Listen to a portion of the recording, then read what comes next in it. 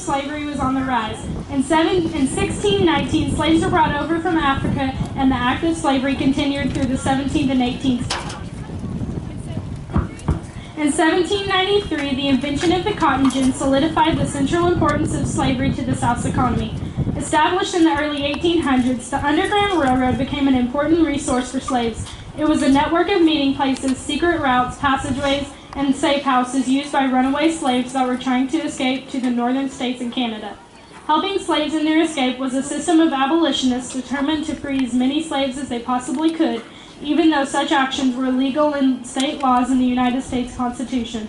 The Missouri Compromise was a United States federal issue devised by Henry Clay. It regulated slavery in the country's western territories by prohibiting it in the former Louisiana territory north of the parallel 36 degrees latitude and 30 degrees longitude north, except within the boundaries of the proposed state of Missouri. The compromise was agreed to both by the pro-slavery and anti-slavery sides in the United States Congress and passed as law in 1820 under the presidency of James Monroe. The Compromise of 1850 was a package of 5 separate bills that was passed by the United States Congress in September 1850, which diffused a 4-year political confrontation between the slave states and free states regarding the status of the territories acquired during the Mexican and American War. The Compromise was drafted by Senator Henry Clay of Kentucky and including the following provisions. California would be admitted as a free state. The remainder of the Mexican secession would be divided into New Mexico and Utah. Texas gave up land to New Mexico. Trading slaves in D.C. was banned, and the Fugitive Slave Act was passed that required any citizen to return runaway slaves.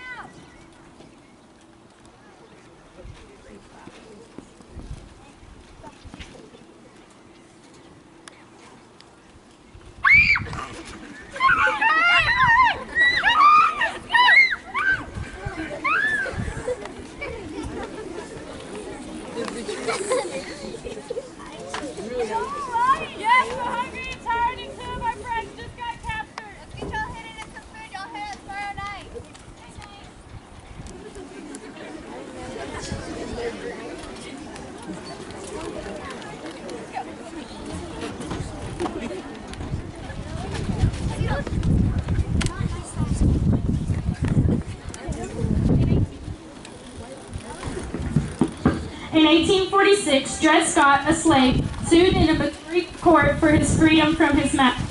Scott argued that his service for Dr. Emerson in Illinois, a state from which slavery had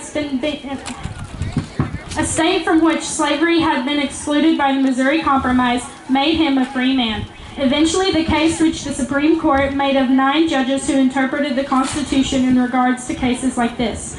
At that time, the court reflected the attitudes of the time and in a 7-2 decision ruled against Scott. The most important point in this case was that blacks were not considered people, but property, and since they were property, they could not petition for rights.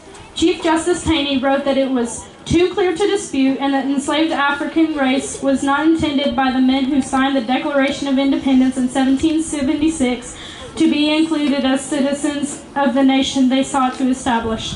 Scott lost this case, but this further separated northern and southern states.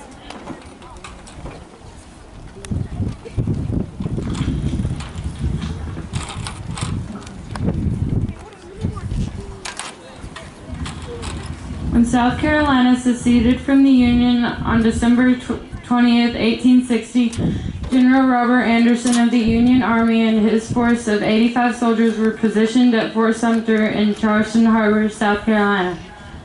On Thursday, April 11, 1861, General P.G.T. Beauregard sent soldiers to Major Anderson to demand the fort surrender. Anderson refused to surrender. Friday, April 12th at 4:30 a.m., Confederate forces opened fire on Fort Sumter and continued for 34 hours. This was the first battle of the Civil War. The Union didn't return fire for the first 2 hours because of lack of ammunition and fuses. At 7 a.m., Union Captain Abner Doubleday was given the honor of firing the first shot in defense of the fort. The fort's large flag staff was struck and the colors fell to the ground. A brave Lieutenant Norman J. Hall bravely exposed himself to enemy fire as he put the stars and stripes back up.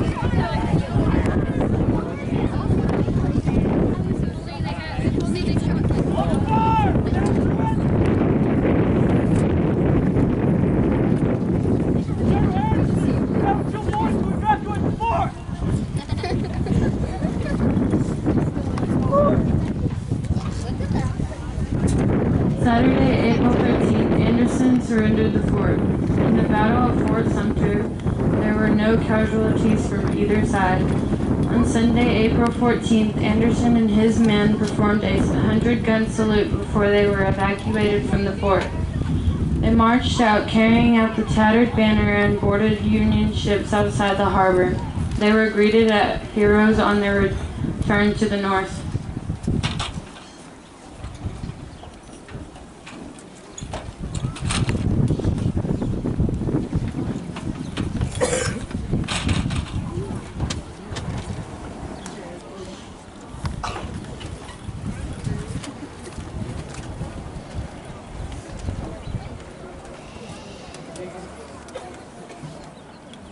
The Battle of Antietam took place near Antietam Creek in Sharpsburg, Maryland. On September 16, 1862, Joseph Hooker attacked Robert E. Lee's left flank and was the single bloodiest day in American history. The Union continued to attack with full force and managed to hold its ground at Dunkirk Church, even though they were across a bullet-strewn bridge over Antietam Creek. At a crucial moment, A.P. Hill's troops arrived from Harper's Ferry to counterattack and drive Burnside's troops back. The Union outnumbered the Confederates by more than 2 to 1. Lee committed his entire force at the Battle of Antietam, with McClellan sent in less than 3/4 of his Federal force. McClellan failed to approach the battle in full leverage. Throughout the night, both forces cared for their hurt. Lee continued to battle with McClellan through September 18 while he took his wounded south of the Potomac.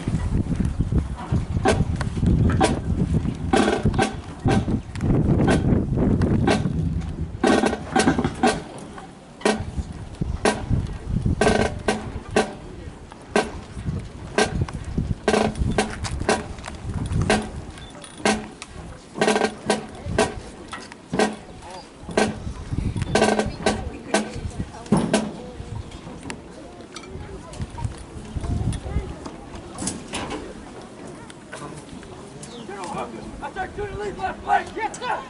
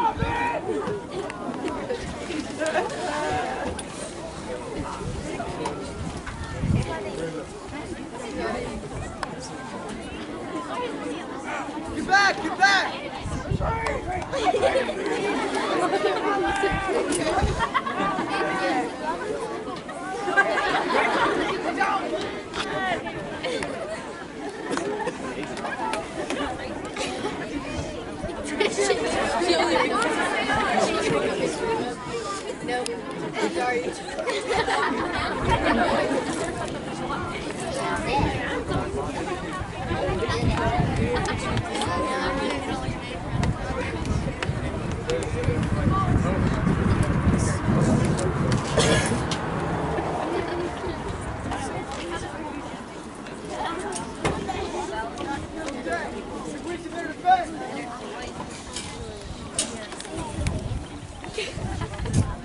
Charge!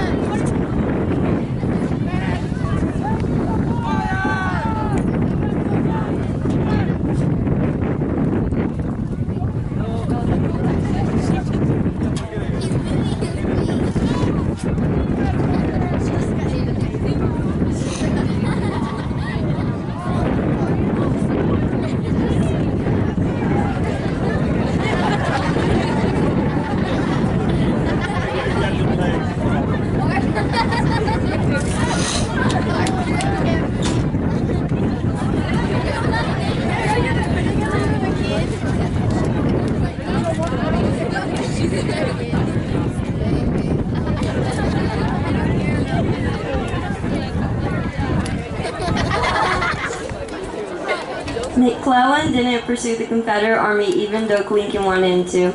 The battle resulted in 22,717 casualties altogether.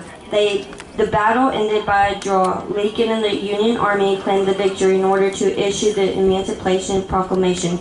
This document would forever change the political course in the Civil War.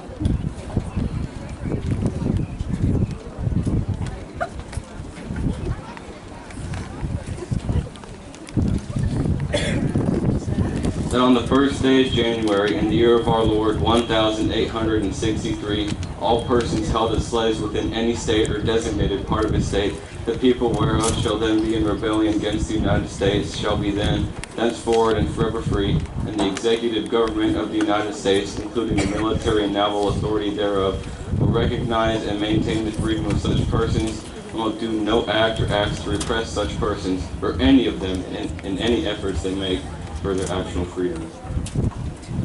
The Battle of Gettysburg took 1st through 3rd, 1863. Armies collided from the west and north of the town of Gettysburg. The Union cavalry under Brigadier General John Buford slowed the Confederate advancement until Union infantry arrived. More Confederate reinforcements reached the scene, however, and 30,000 Confederates ultimately defeated 20,000 Union soldiers who fell back through Gettysburg to the hill town. On the second day of the battle, the Union defended a fishhook-shaped range of hills and ridge of Gettysburg. The Confederate eventually routed. On July 2nd, Lee attacked the Union's left flank and fierce fighting raged at Devil's Den, Little Round Top, the Wheatville, the Orchard, Peace Orchard, and the Cemetery Ridge. Although the Union defenders still held strong positions by the end of the day. On July 3rd, fighting resumed on Culp's Hill and cavalry battles raged to the east and south. But the main event was a dramatic infantry assaulted by 12,000 Confederates. Against the center of the Union line on Cemetery Ridge, known as Pickett's Charge, the Union was repulsed by Union rifle and artillery fire at great losses to the Confederate Army.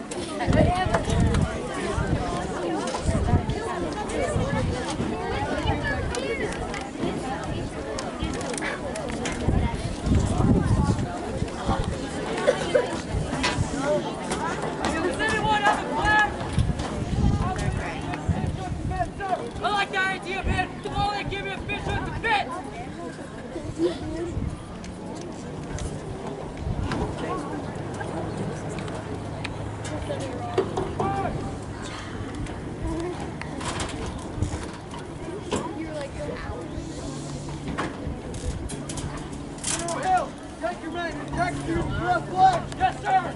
Move, man!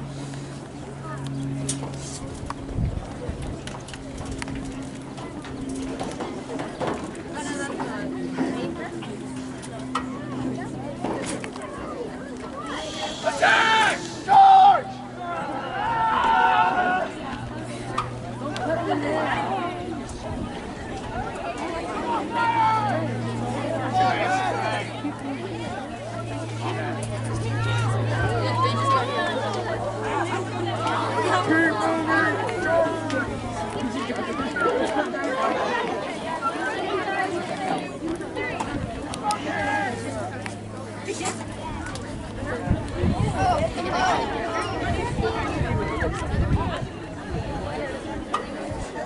Get back! Get back!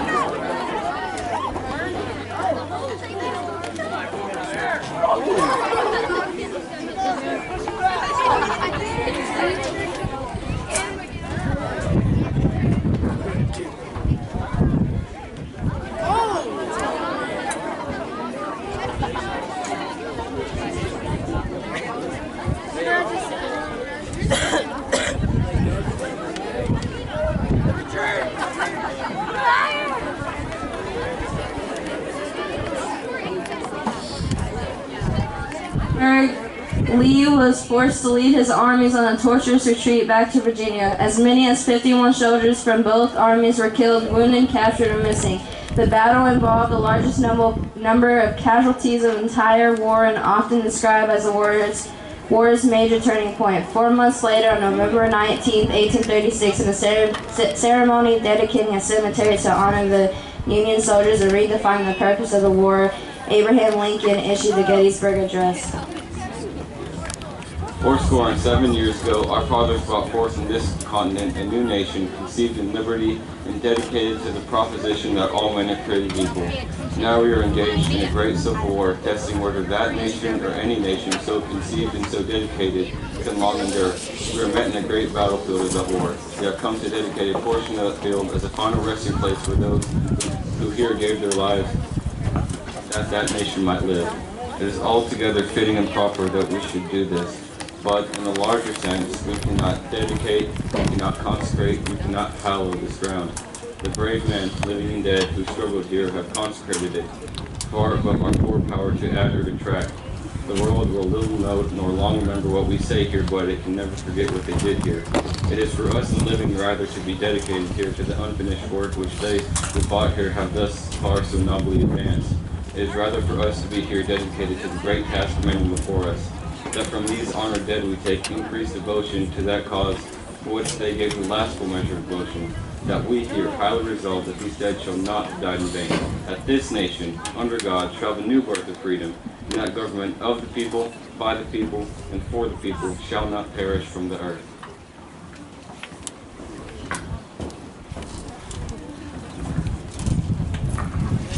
The Battle of Vicksburg was fought on May 18th in Vicksburg, Mississippi. A weakened Confederate General John Pemberton retreated back to Vicksburg from battles in Champion Hill and Big Black Bridge. Union General Ulysses S. continued to lay siege to Pemberton's forces. Vicksburg was the last major Confederate stronghold on the Mississippi River.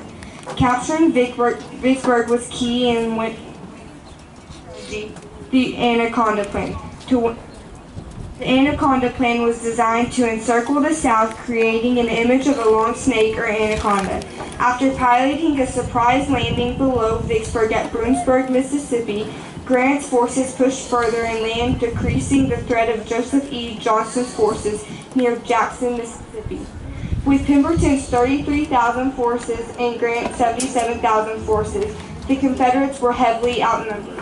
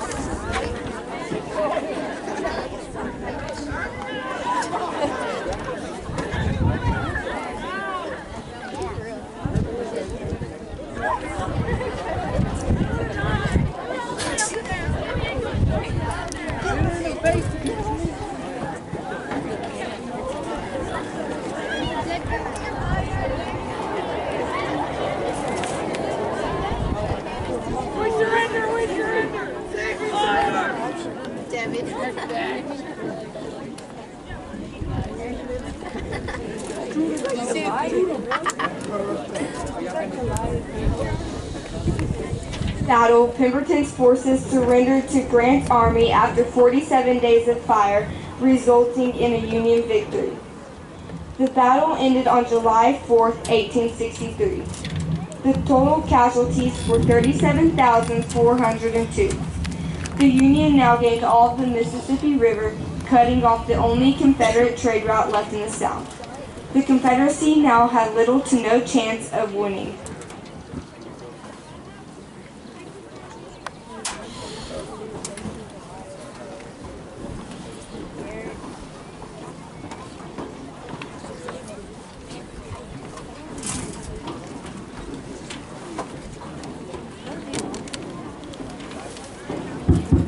In the Battle of Appomattox, 9,000 soldiers under Union Generals Gordon and Fitzhugh Lee were deployed at dawn west of the village on April 9, 1865. Confederate General Brian Grimes launched an attack before 8 a.m. successfully. Union cavalry fell back due to being outnumbered, therefore leaving the road to the town temporarily open. Union infantry began arriving from the west and south, completely surrounding General Lee. General Lee realized he was defeated and began ordering his troops to retreat through the village and back across the Appomattox River.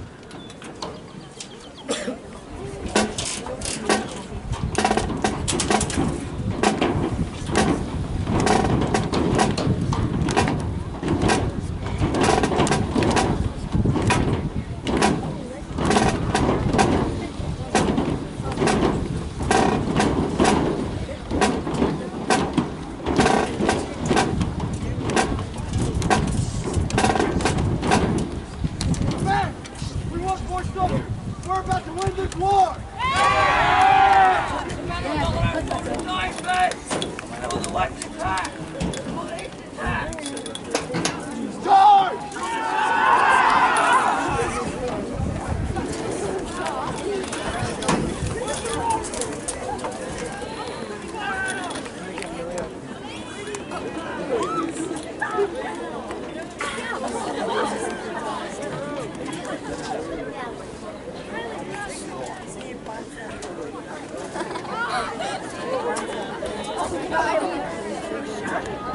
What are they?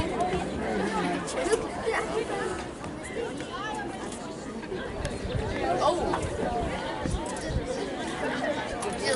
Jesus. Hey, lay down your weapons! We cannot fight this war anymore!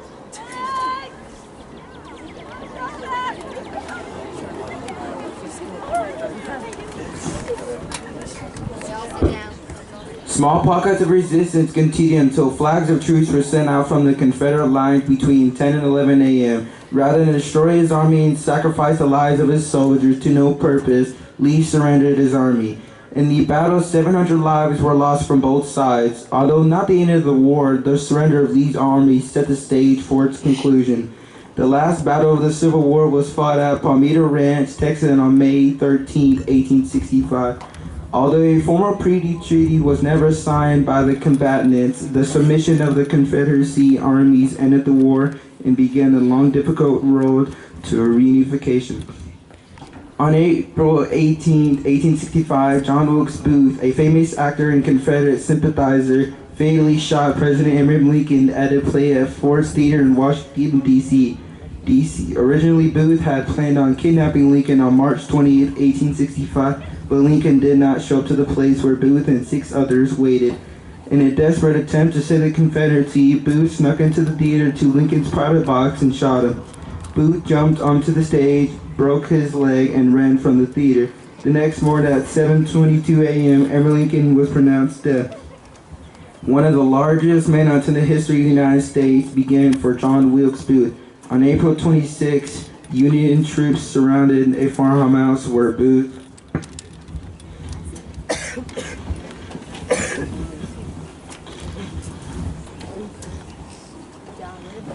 was hiding and set fire to it in an attempt to flush him out. Booth eventually surrendered and would be executed on July 7, 1865. Following Lincoln's death, Vice President Andrew Johnson assumed the role of the president. By the end of May, he announced his plans for reconstruction of the United States. Johnson believed that the southern states had not given up their right to govern themselves, and the federal government had no right to determine voting requirements or other questions at the state level. All the land confiscated by the Union Army and distributed to the free slaves by the Army of the Freedmen Bureau reverted to its pre-war owners. Apart from being required to uphold abolition of slavery in compliance with the 13th Amendment, for loyalty to the Union and pay off war debt, Southern state governments were given free rein to build themselves. Over the next several years, the federal government would add the 13th, 14th, and 15th Amendments. The 13th Amendment was ratified on December 6, 1865, and abolished slavery and involuntary servitude, except as a punishment for a crime. The 14th Amendment was ratified on July 9, 1868, and addressed citizenship rights and equal protection of the laws. The Fifth Amendment was adopted on March 30, 1870, and prohibited the federal and state governments for denying a citizen the right to vote based on that citizen's race, color, or previous country or servitude. These amendments in the Reconstruction era would drastically change African American participation in the Southern public life after 1867. This would be by far the most radical development of Reconstruction, which was essentially a large-scale experiment in interracial democracy, unlike that of any other society.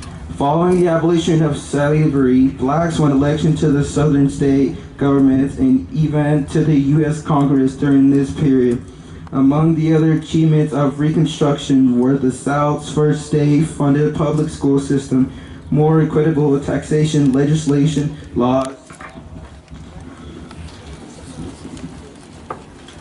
laws against racial discrimination in public transports and accommodations, and ambitious economic development programs, including A2 railroads and other enterprises.